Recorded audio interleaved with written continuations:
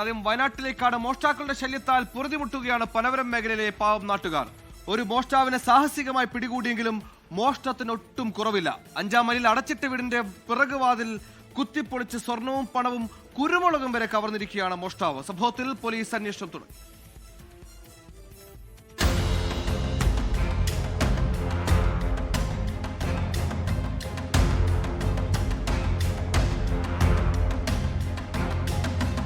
മാനന്തവാടി 5-ാം മൈലിൽ പുല്ലമ്പി നിസാറിന്റെ വീട്ടിലാണ് മോഷണം.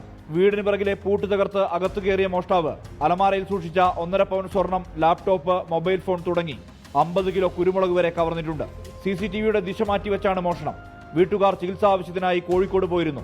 രാവിലെ ബന്ധുക്കൾ വീട്ടിൽ എത്തിയപ്പോഴാണ് മോഷണം ശ്രദ്ധയിൽപ്പെടുന്നത്. പനമരം പോലീസ് സ്ഥലത്തെത്തി അന്വേഷണം തുടങ്ങി.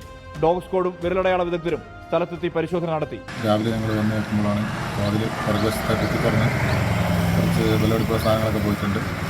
ക്യാമറയൊക്കെ അങ്ങോട്ടും ഇങ്ങോട്ടൊക്കെ തിരിച്ചു വെച്ചിട്ടാണുള്ളത്.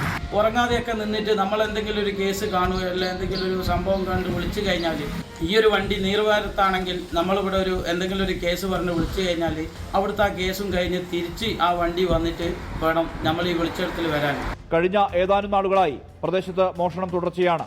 ആരാധനാലയങ്ങൾ, വീടുകൾ, സ്ഥാപനങ്ങൾ എന്നിവ കേന്ദ്രീകരിച്ചാണ് മോഷണം നടക്കുന്നത്. കഴിഞ്ഞ 2 മാസത്തോളമായിട്ട് കള്ളന്റെ ശല്യം ഉണ്ടാവുകയും അത് സംബന്ധമായിട്ടുള്ള പരാതിയൊക്കെ സ്റ്റേഷനിൽ പോവുകയും ചെയ്യും. ഞങ്ങൾ ഞെട്ടിക്കുന്ന ഒരു വിഷയം എന്ന് വെച്ചാൽ, കള്ളനെ പിടിച്ചു കഴിഞ്ഞിട്ടും ഇതേവരെ അവർ കസ്റ്റഡിയിൽ വാങ്ങുകയോ ചോദ്യം ചെയ്യുകയോ ഈ നഷ്ടപ്പെട്ട വസ്തുക്കൾ റിക്കവർ ചെയ്യാൻ ശ്രമിക്കുകയോ ചെയ്തിട്ടില്ല. CCTV ദൃശ്യങ്ങൾ കേന്ദ്രീകരിച്ച് നടന്ന അന്വേഷണത്തിൽ ഒരാളെ പനമരം പോലീസ് സാഹസികമായി കഴിഞ്ഞ ദിവസം അറസ്റ്റ് ചെയ്തിരുന്നു. 24 വയനാട്.